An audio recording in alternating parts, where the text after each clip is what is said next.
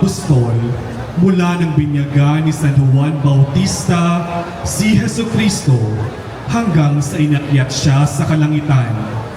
Bagamat hindi nabunot na kahaliling apostol para sa naiwang tungkulin ni Judas Iscariote, ay nagpatuloy siya sa pagpapalaganap ng salita ng Diyos at naging obispo. San Jose Barsabas Justo, ipanalangin mo kami.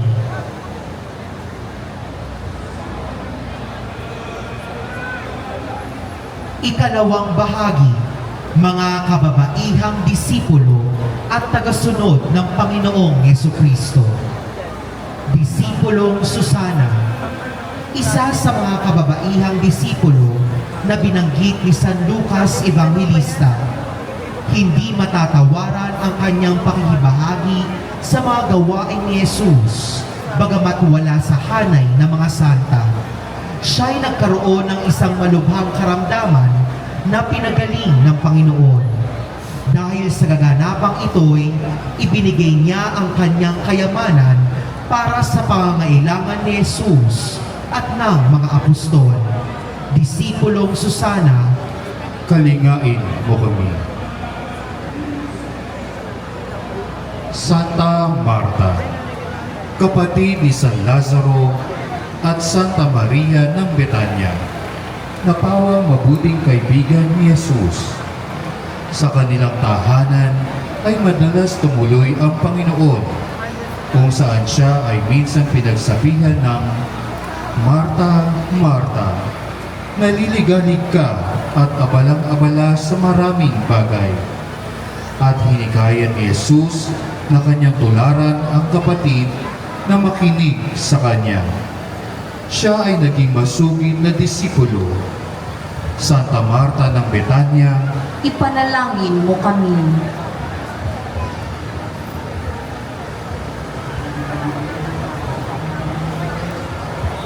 Santa Maria ng Betania, kaibigan at tagasunod ni Jesucristo, kapatid ni na San Lazaro at Santa Marta, siya ang babaeng nagpahid ng pabango sa ulo ng Panginoon.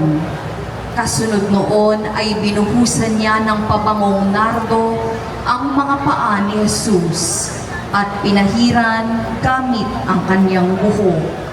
Siniras siya ni Judas sa di umano'y pagsasayang, ngunit pinayagan ni Jesus bilang handog at tanda ng napipinto niyang paglilibing. Santa Maria ng Betania, ipanalangin mo kami.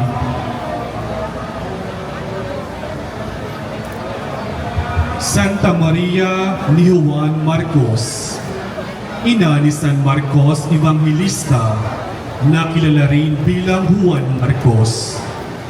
Siya ang nagbukas ng tahanan para sa mga pagtitipon at pagdarasal ng mga apostol at disipulo ni Jesus.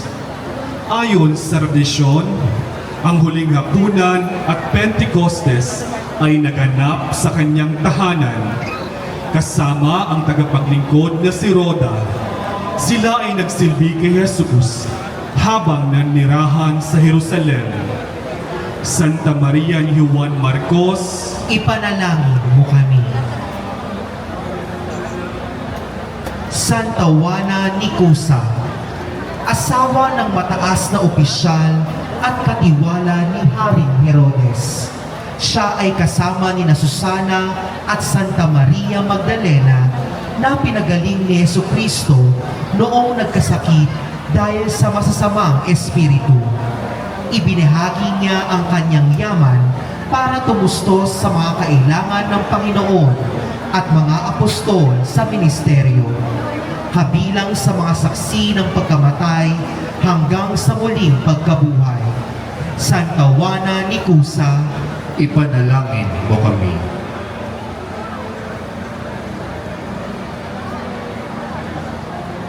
Santa Veronica, ayon sa matatang tradisyon ng simbahan, Si Santa Veronica, ang babaeng nakatagpo sa Panginoon sa daan ng krus, na nag-alay ng birang upang ipahid sa mukha ni Jesus. Ang pangalang Santa ay hango sa salitang Latin na vera at Griegong ikon na ang kahulugan ay tunay na larawan.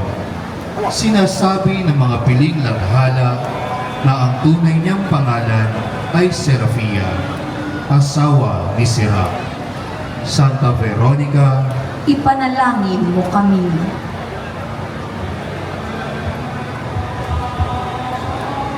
Santa Maria Jacobe, ina ni San Judas Tadeo at Santiago Menor Apostol, nakilala ding Jacob sa mga ebanghelyo. Siya ang imahe ni Santa Maria ng Judea na nagdadambana sa disipulo bilang ina ng mga abang apostol. Isa din siyang masugid na tagasunod ng Panginoon, kabilang sa mga saksi ng pagkamatay, paglilibing at muling pagkabuhay. Simbolo niya ang walis na pinanglinis sa libingan. Santa Maria Jacobe, Ipanalangin mo kami. Santa Maria Cleofe, ang ikalawang imahen ni Santa Maria ng Judea ay itinampok bilang asawa ni Cleophas at sinasabing kamag-anak ng mahal na Birheng Maria. Sinabi na San Juan Apostol na isa siya sa mga saksi ng kalbaryo ng Panginoon sa krus. Ayon sa tradisyon, siya ang nakatagpo sa bangkay ni Judas Iscariote, kaya't simbolo niya ang lubid at supot ng mga pirasong pila. Santa Maria Cleofe, Ipanalangin mo kami. Santa Maria Salome, kilala siyang ina ni San Juan Apostol at Santiago Mayor Apostol. Ayon sa aklat ni San Mateo at San Marcos, siya ay nagmamasid sa di kalayuan noong ipinapako at pumanaw si Jesucristo sa krus. Kasama din siya sa mga nakatagpo na wala sa libingan ang bangkay ng Panginoon. Ayon sa tradisyon, simbolo niya ang insensaryo at kamanya para pabanguhin ang libingan.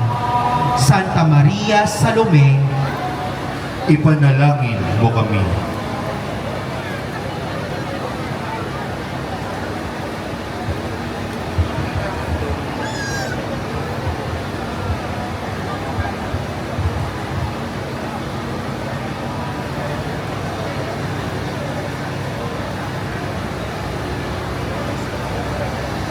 Santa Maria Magdalena, ang isa sa kababaihang disipulo na mula sa bayan ng Magdala. Hindi siya ang makasalanang babae na tinangkang batuhin ng mga tao dahil sa kasalanan. Bagkus ay kasama niya sina Susana at Santa Juana Nicusa na pinagaling ng Panginoon. Pinalaya sa kanyang katawan ang 7 demonyo. Ayon kay San Juan Apostol, sa kanya unang nagpakita si Jesus nang muling nabuhay. Santa Maria Magdalena, ipanalangin mo kami. Ikatlong bahagi, mga tagpo ng ministeryo at pangangaral ng Panginoong Jesucristo. Ang pagbibinyag ni Juan Bautista kay Jesus, ang kauna-unahang bahagi ng ministeryo ng Panginoon, matapos na bansagan ni San Juan Bautista na ang kordero ng Diyos na nag-aalis ng kasalanan ng sanlibutan. Lumapit si Jesus sa kaniya, nagpabinyag at nasaksihan ang pagbaba ng Espiritu Santo gaya ng isang kalapati at ang tinig ng Diyos Ama na nagwika, "Narito ang aking bugtong na anak, na lubos kong kinalulugdan.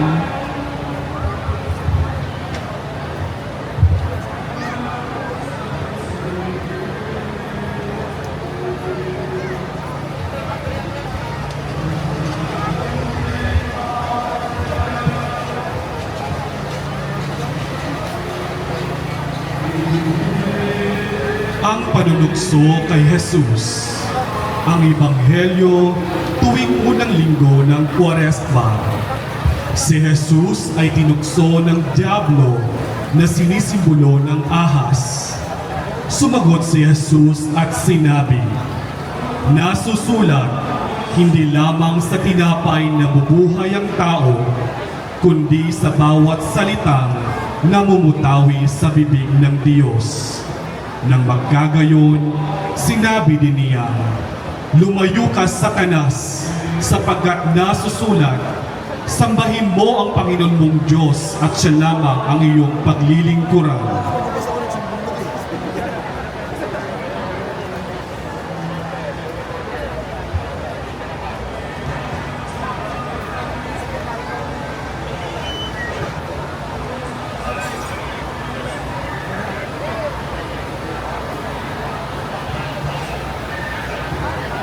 Ang sermon sa mundo. Nang makita ni Jesus ang napakaraming tao, umakyat siya sa bundok ng Galilea at pagkaupo niya ay lumapit sa kanya ang mga alagad niya at tinuruan sila. Isa sa kanyang mga sinabi, "Mapapat ang nahahapis sapagkat sila ay aaliwin. Mapapalad kayo kayo ilalait, inuusig at pinagsasabihan ng sari-saring kasamaan na pawang kasinungalingan dahil sa akin."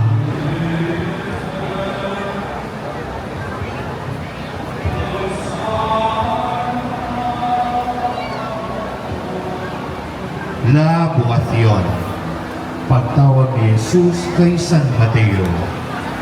Habang si Jesus ay naglalakad, nakita niya ang tinatawag na Mateo na nakaupo sa tanggapan ng buwis. Sinabi niya sa kanya, "Sumunod ka sa akin." At siya ay kaagad na tumayo. Ang pakikisalo ay pinuna ng mga Pariseo, kaya sinabi ng Panginoon, "Habag ang ibig ko at hindi handog, sapagkat hindi ako pumarito upang tawagin ang mga matuwid, kundi ang mga makasalanan."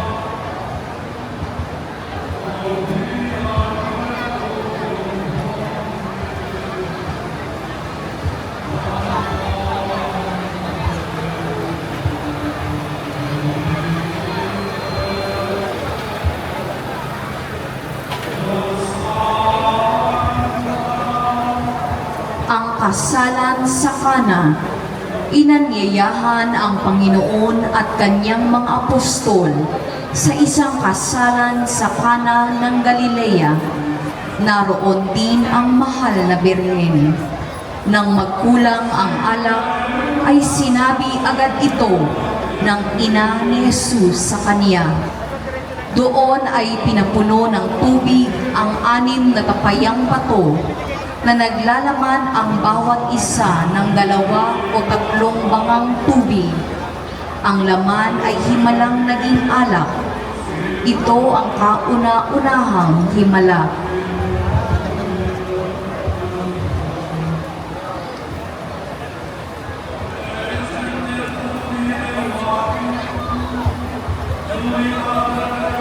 Jesus y Nicodemo.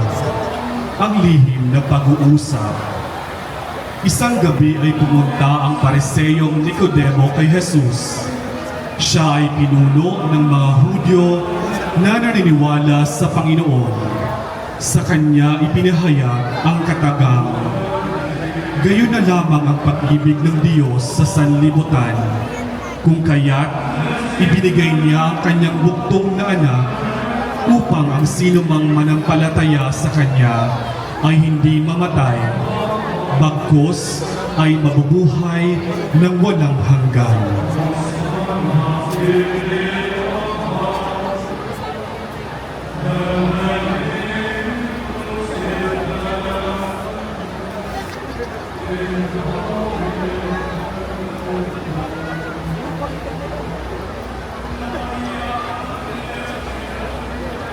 Si Jesus at ang babaeng Samaritana.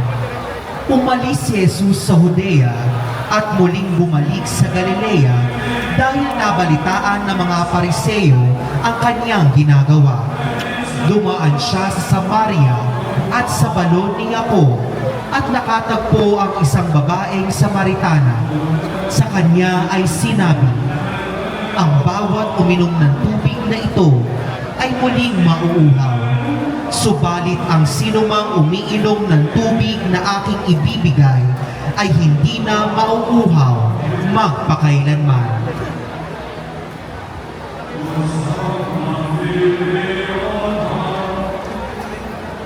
La Penitente. Nang si Jesus ay dumalaw sa tahanan ni Simon na Pariseo, isang babae na walang pagkakilanlan ang nagdala ng pabagong nasa siglan ng alabastro. Nang makalapit siya, ay binasa niya ng kanyang luha ang paa ng Panginoon. Pinunasan ng kanyang buhok at binuhusan ang mga ito ng pabango. Kaya't sinabi ni Jesus, ang marami niyang kasalanan ay pinatawad na.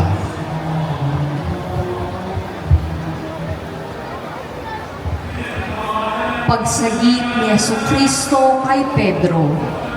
Nang lumakad sa ibabaw ng dagat ang Panginoon, ninais din ni Apostol Pedro na makalapit siya sa ibabaw ng tubig. Sinabi ng Panginoon, "Halika." Lumakas ang hangin at lumubog ang apostol. Inabot ni Jesus ang kanyang kamay. "O ikaw na maliit ang pananampalataya, bakit ka nag-alinlangan?" Pagkasakay nila sa bangka, ay sinamba siya ng mga alagad.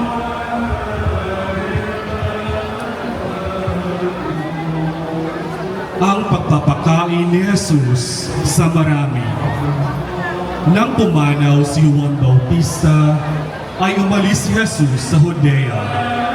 Nakarating siya sa pampang na malapit sa Bethsaida. Nakita niya ang maraming tao. Nagsabi ang mga alagad na nagugutom sila. Tangan ang 5 tinapay at 2 isda, ay tumingala ang Panginoon sa langit at binasbasan ang mga iyon. Nakakain ang 5,000 at lumabis pa sa 12 kain ang mga tinapay na hinati.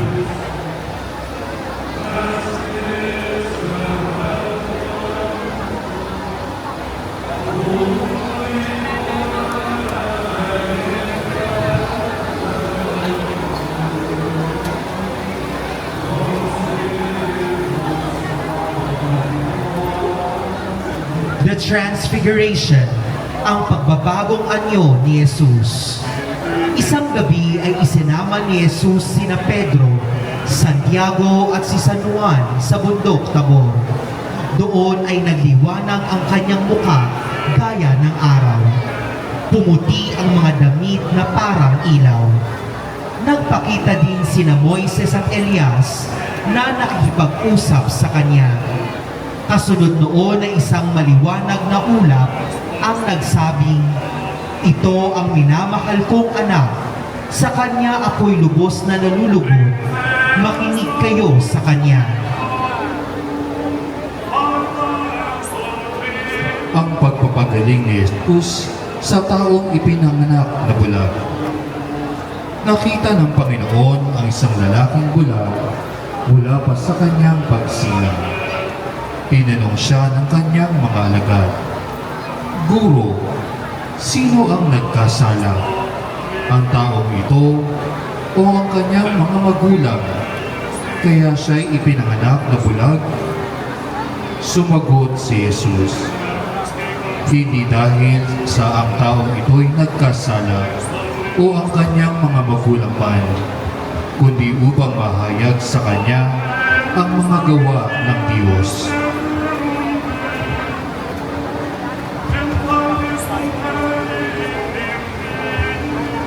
Ang pagdalaw ni Jesus sa Betanya.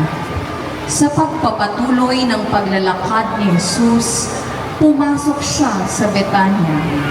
Tinanggap siya ni Marta at nag-abala. Naupo naman sa paanan ng Panginoon si Maria at nakinig sa kanya. Sinabi sa kanya, "Marta, Marta, nag-aalala ka at nababagabag tungkol sa maraming bagay. Subalit isang bagay ang kailangan. Pinili ni Marta ang mabuting bahagi na hindi kukunin sa kanya."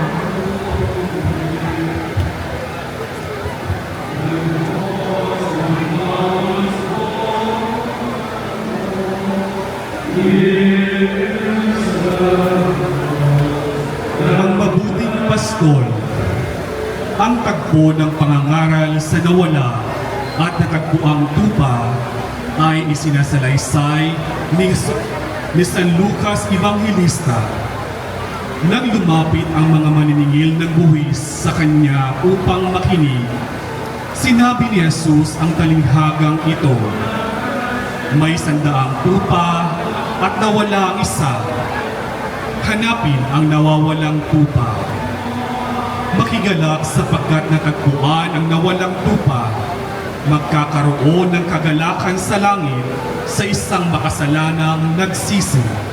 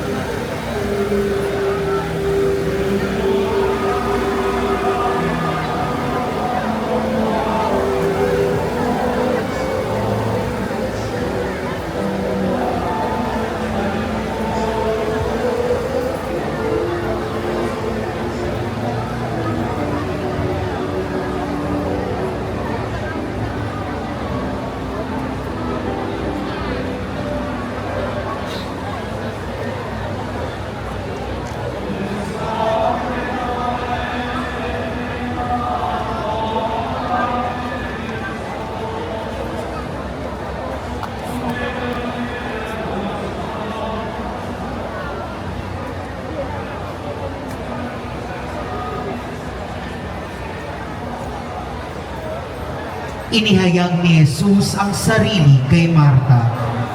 Nang bumalik si Jesus sa Betanya, agad siyang sinalubong ni Marta at sinabi, "Panginoon, kung narito ka sana, hindi sana namatay ang kapatid ko." Tugon sa kanya ni Jesus, "Ako ang muling pagkabuhay at ang buhay. Ang sumasampalataya sa akin, bagamat siya'y mamamatay, ay mabubuhay." Sumagot si Marta na siya'y sumasampalataya at tinawag ang kapatid niyang si Maria.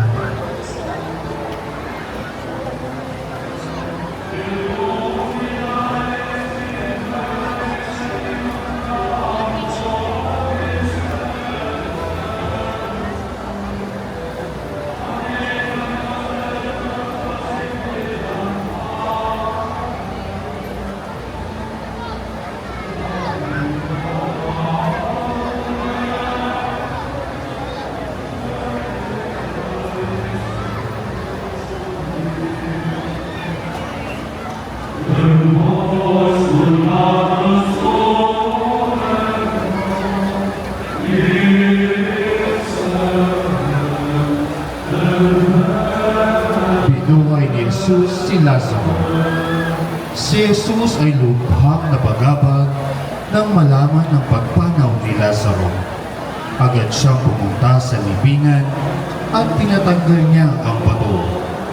Tumanggi noong una si Marta dahil 4 na araw na ang bangkay at baka nangangamoy na iyon. Tumingin ang Panginoon sa itaas at sinabi, "Ama, nagpapasalamat ako sa iyo at ako'y iyong pinakinggan. Lazaro, lumabas ka, at siya nga ay bumangon.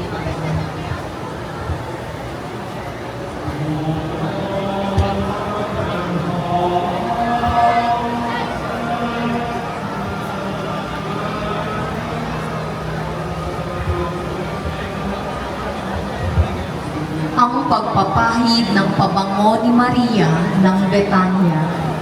Habang nasa hapunan ang Panginoon sa Betanya, kumuha si Maria ng isang bote ng mamahaling pabango na galing sa katas ng nardo. Ibinuhos niya iyon sa mga paa ni Jesus at pinunasan ng kaniyang buhok. Napuno ang buong bahay ng halimuyak. Ngunit pinuna ni Judas ang pag-aaksaya. Sinabi ni Jesus, "Pabayaan niyo siya. Hayaan niyong ilaan niya ito para sa araw ng aking libing." Pagpapala ni Jesus sa mga bata.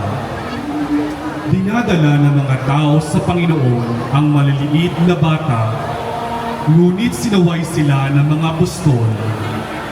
Ngunit nang ito'y makita ni Jesus, nagalit siya at sinabi sa kanila, "Hayaan ninyong lumapit sa akin ang maliliit na bata, sapagkat sa mga ganito nauukol ang kaharian ng Diyos.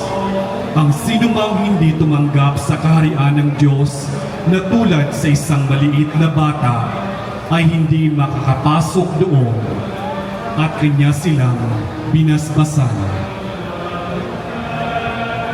Ikaapat na bahagi, ang pasyon ng Panginoong Hesukristo.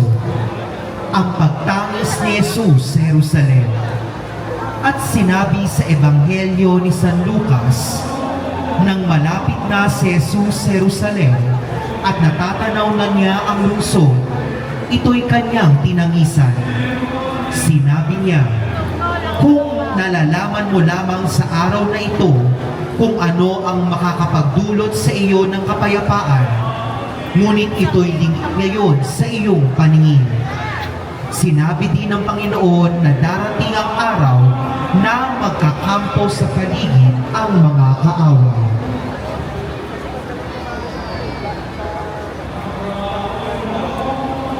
Ang matagumpay na pagpasok ni Jesus sa Jerusalem. Nang mabalitaan ng maraming tao na ang Panginoon ay darating sa Jerusalem, sila'y kumuha ng mga palapa ng puno ng palma at lumabas upang sumalubong sa Kanya. Sumisigaw sila, "Hosana!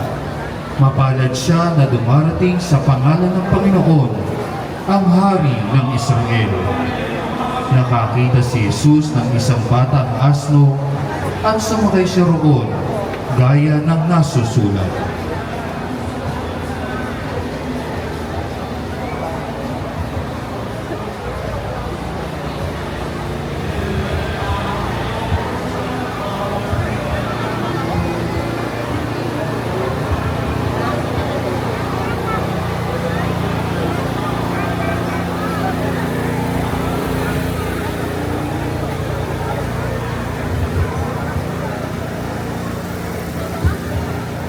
Talinghaga ng puno ng igos. Sa di kalayuan ay natanaw ni Jesus ang isang puno ng igos na maraming dahon. Hindi pa panahon ng pamumunga at wala siyang nakita. Sinabi niya sa puno, "Mula ngayon wala nang makakakain pa ng bunga mula sa iyo." Kung paano nalalaman ng mga alagad ang paparating na tag-init dahil sa puno, nais ng Panginoon maging pamilyar din sila sa kaniyang mga salita at pagbabalik.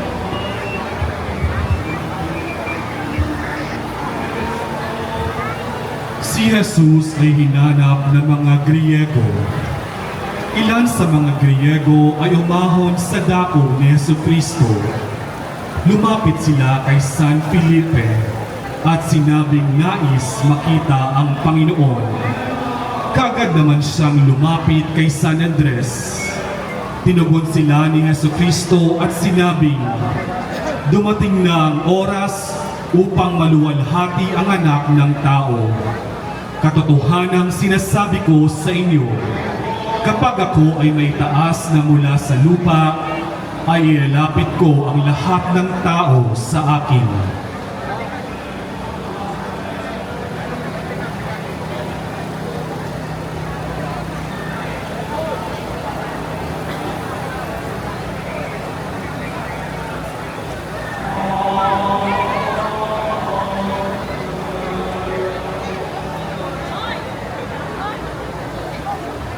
Ang paglilinis sa templo. Pumasok ang Panginoon sa templo at nakita ang hindi inaasahan.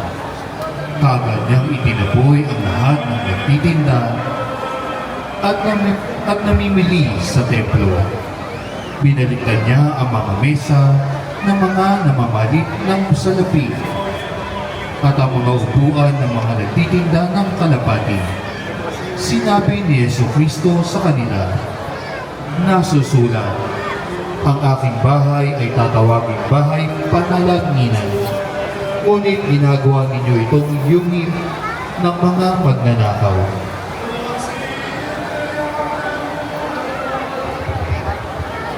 Ang pangangaral sa templo.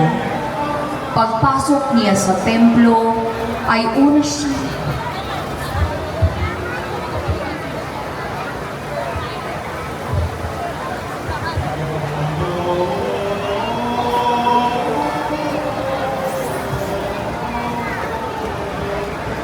Ang pamamaalam. Sa pasyong mahal ay pinakita ang paggalang ng Panginoon sa ina. Noong umaga ng Huwebes, si Jesus ay gumayak at nagpaalam na, tumatangis, kapwa na, bubunto-buntong hininga, dibdib ay kakaba-kaba, at nagpaalam pagdaka si Jesus sa Birheng Ina. Niyakap na nga si Jesus ni yung inang nalulunos, luha sa matay nananagos, at saka siya nanao 10 mga disipulos. Ang paghuhugas ng paa ng mga apostoles. Bagong magpista ng Paskwa, tumindig ang Panginoon sa mga apostol. Siya'y kumuha ng isang tuwalya at ipinikis sa kanyang sarili. Nagsalin siya ng tubig sa palanggana at nagsimulang hugasan ang mga paa ng mga alagad. Sinabi ni Jesus kay Pedro na nauna, ang ginagawa ko'y hindi mo pa nauunawaan ngayon, ngunit malalaman mo pagkatapos ng mga ito.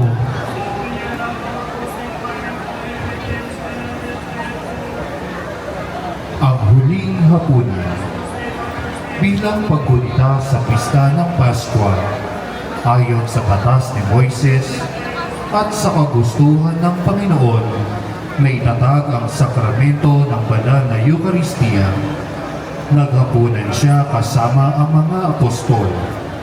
At di sinabi, katotohanan sinasabi ko sa inyo, ang sinamang tumatanggap sa aking sinugo ay tumatanggap sa akin. At ang tumatanggap sa akin ay tinatanggap siya na nagsugo sa akin.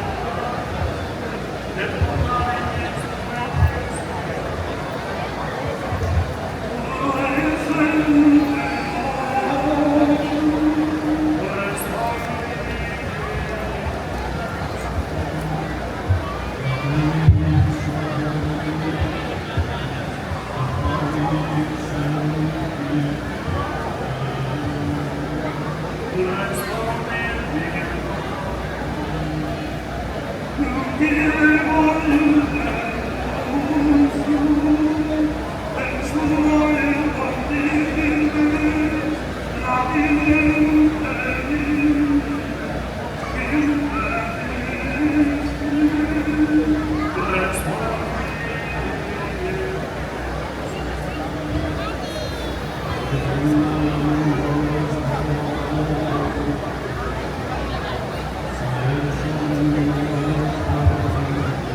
pananalangin ni Jesus sa hardin ng Getsemani.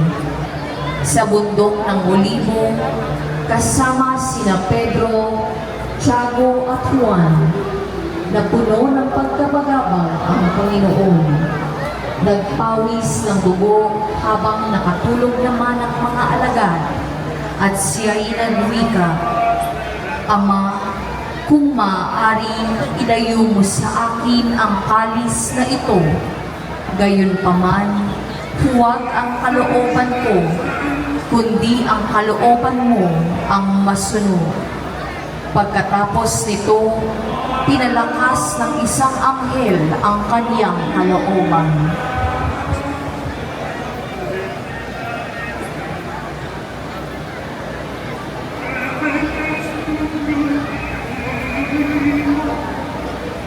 La Traición, ang pagkakanulo kay Jesus. Sa gitna ng katahimikan ng gabi at habang nagsasalita ang Panginoon sa kanyang mga apostol, ay dumating si Judas Iscariote na kasama ang mga kawal ng templo. Lumapit siya sa kanyang maestro upang halikan.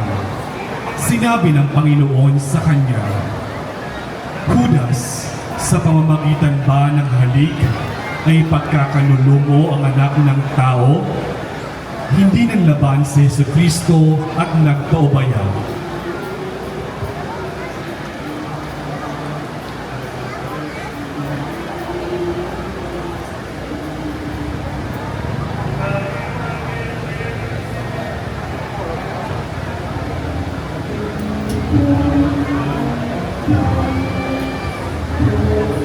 Jesus Cautivo. Sa pagninilay ng pagdakip, ito ang banal na imahen ng Panginoong Jesucristo matapos ang pagdakip at simbolo ng pag-iwan sa Kanya ng mga alagad. Hindi siya sumalungat sa takda ng mga kaganapan ayon sa Ebanghelyo ni San Mateo, ngunit ang lahat ng ito ay nangyari upang matupad ang mga sulat ng mga propeta. Nang magkagayon, iniwan siya ng mga alagad at sila ay tumakas.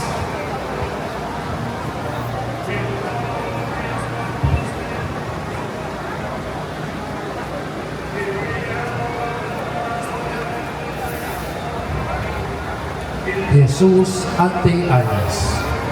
Dinala ang Panginoon sa mga saserdote at unang dinala kay Anas. Sinasabi rin dito ay binigkas ni Jesucristo ang nakapagsalita lamang ako sa mundo, nagturo lamang ako sa sinagoga at sa templo. Kahit pumunta ang mga Hudyo, wala akong sinabi na palihim. Bakit mo ako tinatanong? Inyong tanungin ang nakinig, sapagkat alam nila ang aking mga sinabi.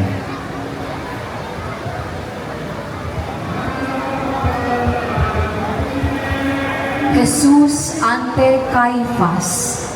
Nagpatuloy ang paglilitis sa pamumuno ng mataas na saserdoteng Caifás.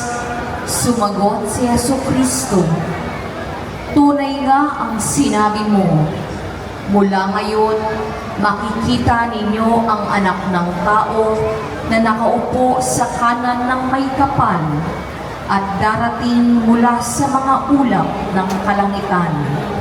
Agad na winarak ni Caifás ang kaniyang sariling damit at inakusahan ang Panginoon ng kalapas-tanganan.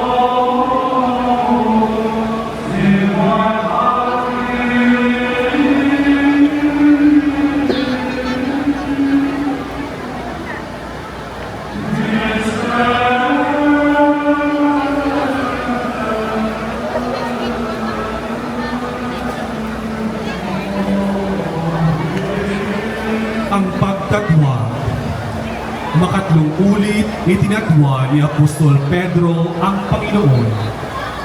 Kasunod nito ay ang pagdilaok ng manok bilang katuparan ng naunang hula ni Jesus habang sila ay naghahapunan kung saan sinabi niyang, bago tumilaok ang tandang ngayong gabi, sasabihin mo na 3 beses na hindi mo ako kilala.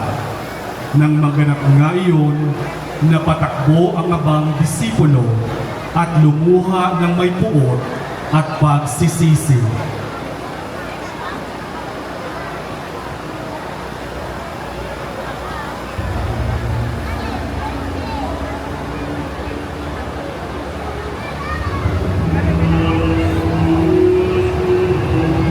La Escrutinio, ang unang pagharap ni Jesus kay Pilato. Mula kay Caiaphas, dinala ang Panginoon sa palasyo ng gobernador.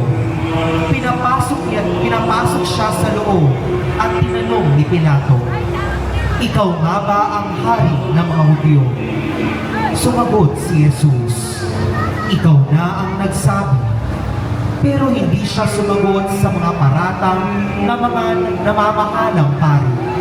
Nang malaman na mula siya sa Galilea, kaagad pinadala ni Pilato ang Panginoon kay Herodes na nasa Jerusalem.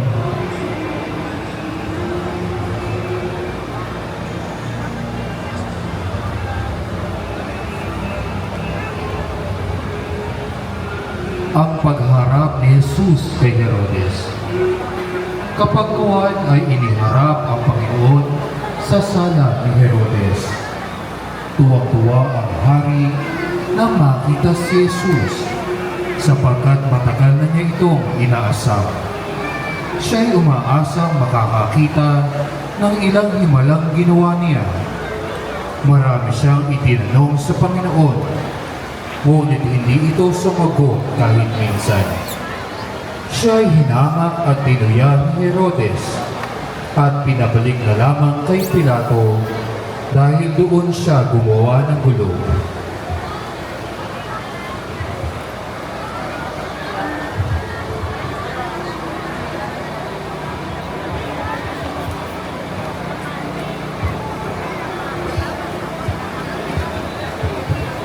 Ang pagpili sa pagitan ni Jesus at Barabas.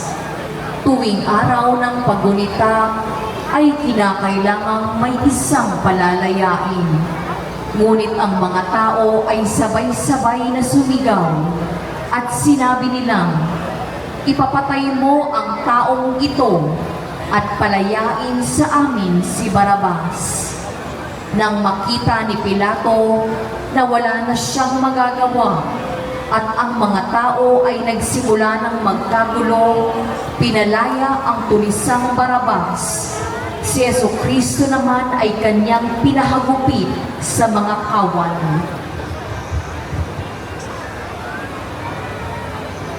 Paghampas kay Jesus na nakagapos sa haliging bato. Sa pasyong mahal, sinalaysay. Ang berdugo'y nagsikuha ng panghampas na suplina. Hinuhubaran ng iba itong buong walang sala, walang kibot pagbabata. Iginapos na si Kristo sa isang haliging bato. Hinampas na walang toto. Mahigit na 5,000 na tagos hanggang sa buto. Ang nakahahabag na tagpo ay kilala din bilang ika-6 na istasyon sa daan ng krus.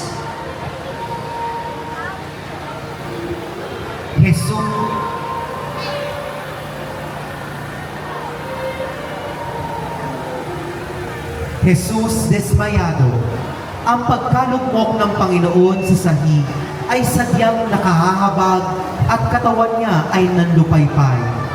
Sa pasyong mahal ay sinabi, "Lakas na di mamagkano ang paggampas nilang ito at doon ibinubunto galit niyong mga lilo dito sa abang kordero." Tingi at nagsisitangis ang sanlangitang angheles halos ang mundo'y mangingin ng malaking pagkahapis dito sa buong Marikina.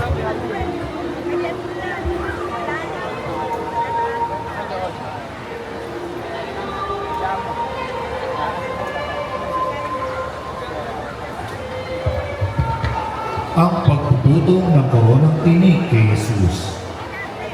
Pagkatapos ay dinala siya ng mga kawal sa bulwagang pretoryo. Ang Panginoon ay kanilang dinamitan at nang makapagtirintas ng isang koronang tinig ay ipinutong nila ito sa kanya. Kapagkuhan ay pinasimulan nilang pagpugayan siya. Mabuhay ang hari ng Maudyo. Hinampas nila ang kanyang ulo ng isang tungkod. Dinuraan siya at lumuhod sa harapan niya.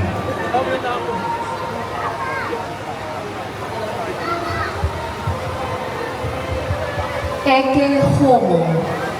Nang marinig ni Poncio Pilato ang inis ng mga Hudyo, siya ay muling pumasok sa palasyo at kinausap si Jesucristo. Ngunit hindi siya sumasagot at umiimik. Nagsikap ang gobernador na siya ay pakawalan, pero ang mga tao ay nagsisigawan. Muling inilabas ang Panginoon at sinasabing inupo sa gabata. Kapagkuhan ay natumayan siya na puno ng pagtitiis at pasensya.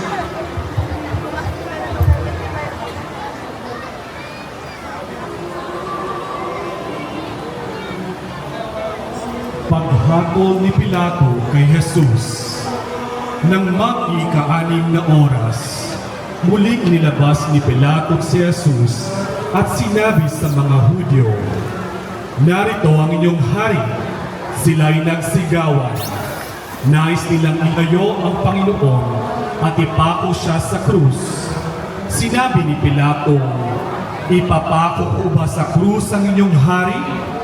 Sumagot ang mga punong pari, "Wala kaming hari liban kay Cesar." Kapag dakay, ibigay ni Pilato si Jesus sa kanila upang may pako sa krus. Jesus sentensyado, ang banal na imahe ng Panginoon na nakatuon sa hinatulang Jesucristo. Sa aklat ni San Juan ay sinabing ibinigay ni Pilato si Jesus sa mga Hudyo upang siya'y ipako sa krus.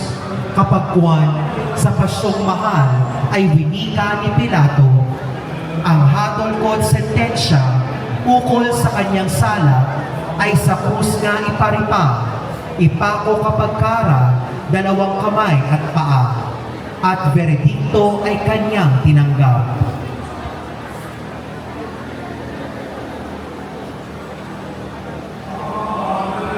Ang pagtanggap ni Jesus sa kanyang krus. Sa pasyong mahal ay magugunitang winika. Nang mabasa ng matapos, yaong sentensya kay Jesus, iniatang na ang krus, sa lupa ay humulyahon. Ano pa't yaong si Jesus, nang maatangang matapos, ay niyakap na ang krus. Ang nakalulungkot na tagpo ay ibinahagi din sa namimitinging pasyon ng ating Panginoon. Nang magkagayon, habang yakap ang krus, ay hinalikan ito ng 3 uli.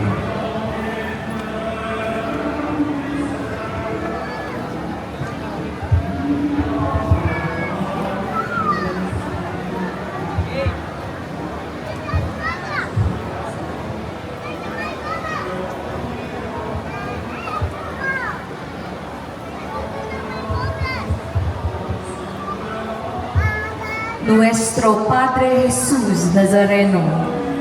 At kinuha na nga nila si Jesus at siya'y inilabas sa pretoryo na pasan ang krus.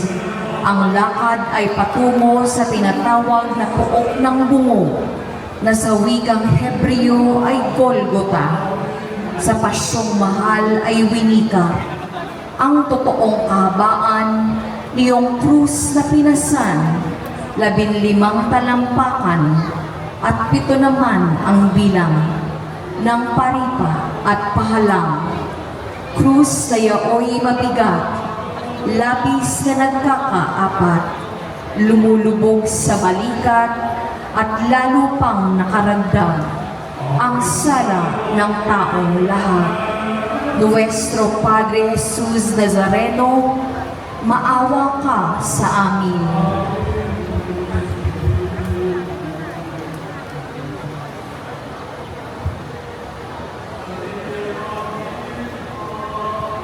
Ang pagsalubong ni Jesus kay Maria. Nang magkasalubong ang Panginoong Heso Kristo at ang tumatangis na mahal na ina, ito'y napuno ng bighati at hindi masukat na kalungkutan. Bagamat nasilayan ang kahirapan, ay pinalakas pa din ni Jesus ang loob ng ina.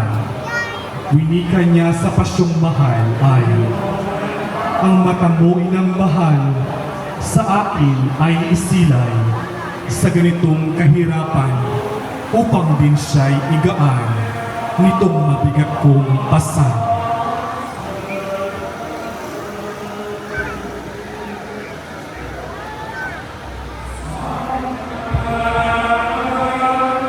Ang pagtulong ni Simon Sireneo kay Jesus. Noong nangihina na ang Panginoon, ay nakita ang isang nagdaraan at pinilit na tumulong sa pagbubuhat. Siya si Simon na taga Sirene. Ayon kay San Marcos, siya ay galing sa bukid at ama ni Alejandro at ni Rufo. Sa pasyong mahal din ay mababasa ang kay Simong pagdadala kahit hindi nalaon siya, muntiring igininhawa ni Jesus na poong Ama sa malaking hirap niya.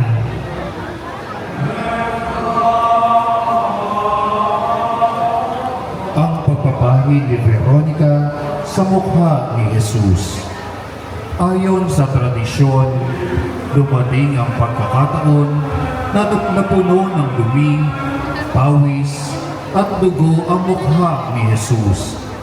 Isang ginang ng lungsod na binansagang Veronica ang naglakas ng loob na magpahid nito gamit ang kanyang tangan na belo. Sa pasyong mahal ay linika, ipinahid kapag daka, birang niyang daladala. Loob ay kakabakaba, bubunto-buntong hininga, hapis na walang para.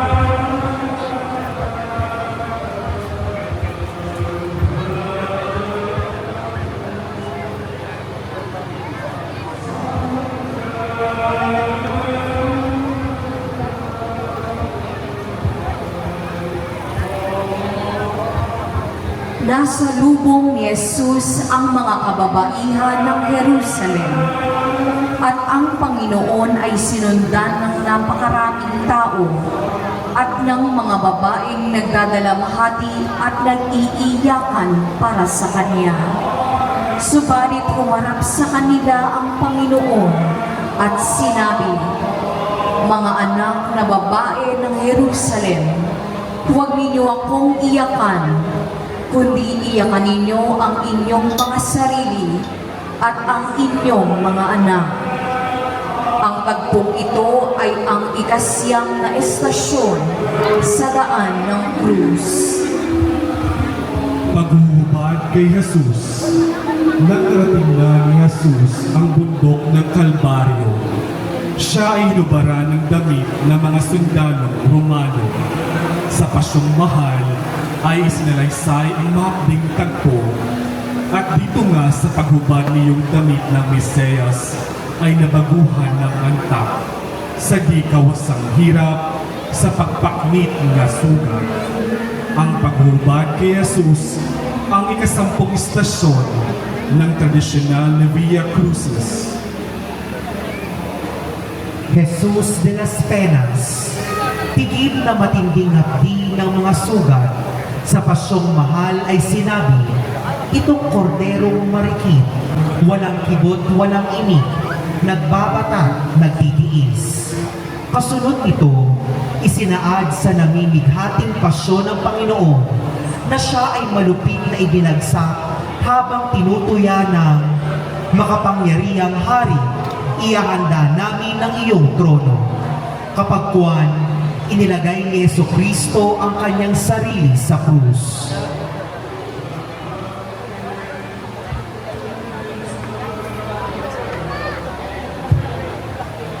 La exaltación, ang pag-aangat ng krus.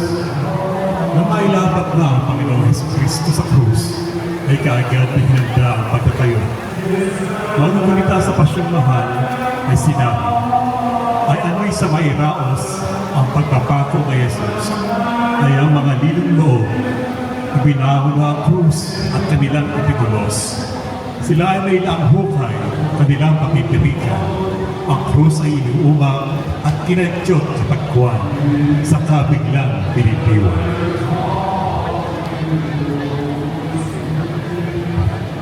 Ang pagpapainom kay Jesus ng suka sa espongha. Nang mag-alas 3 na ng hapon, sumigaw si Jesus ng malakas, Diyos ko, bakit mo ako pinabayaan? Alam ni Jesus na tapos na ang misyon niya at para matupad ang nakasulat sa kasulatan, sinabi niya, nauuhaw ako. Tumakbo agad at isinawsaw ng isang sundalo ang espongha sa maasim na alak na may halong apdo. Ikinabit sa sanga at inilapit sa bibig ni Jesucristo. Si Jesus na Kalbaryo, ang taluktok ng paghihirap ay malapit ng magwakas. Tumanghon ang mga sundalo kung darating si Elias upang siya'y iligtas. Sa Kalbaryo ng Panginoong Jesucristo ay katuparan ng sakripisyong tutubos sa kasalanan ng sanlibutan. Sa pasyong mahal ay malungkot na isinalaysay.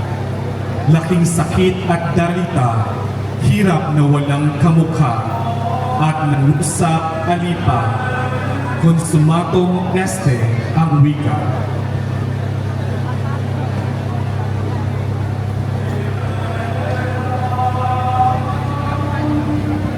San Juan Apostol, anak ni Santa Maria Salome at kapatid ni Santiago Mayor Apostol.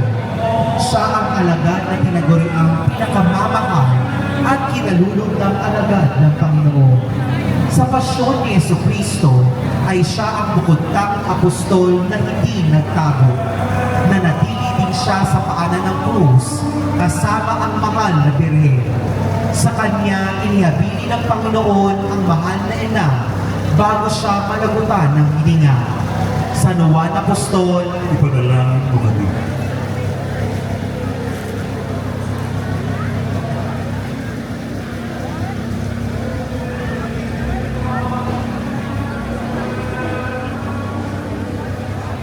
Birheng Dolorosa, nagdadalamhating ina ng Panginoong Hesus.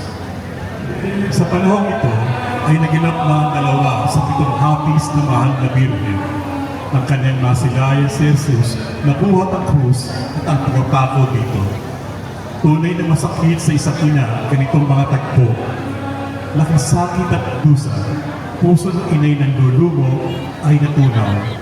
Anak niya si Jesucristo, napako ng totoo doon sa sakramentero. Mahal na Birheng Dolorosa, ipadala